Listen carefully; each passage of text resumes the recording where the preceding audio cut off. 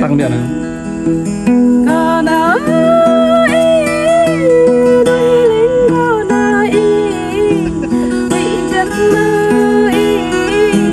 Yun dah gagawin to gini. Bo.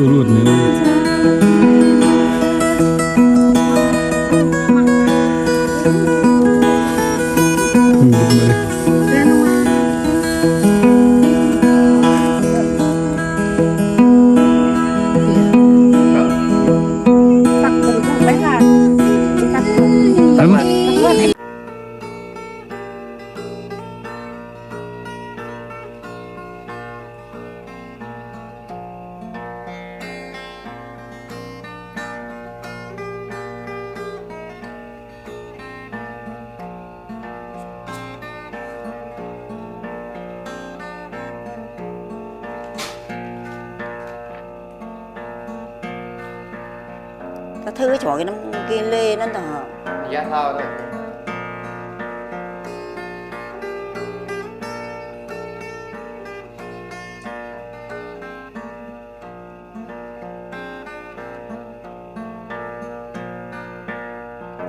đang ra thế đang đang mà nè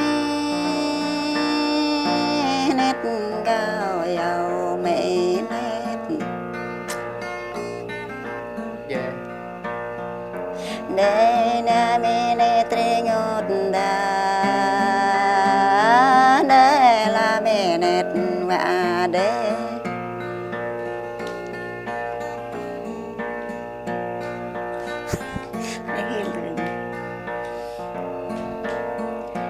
đỡ ra thế đang đang mẹ nét nét cao giàu mẹ nét tù gà bơ thao ra ya ở mẹ nét gà bơ thao piak lệ ở mẹ nét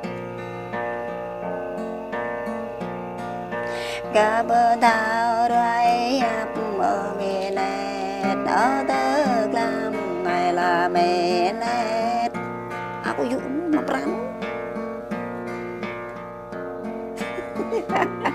lagi tăng lại cái quần đi lên này tăng lại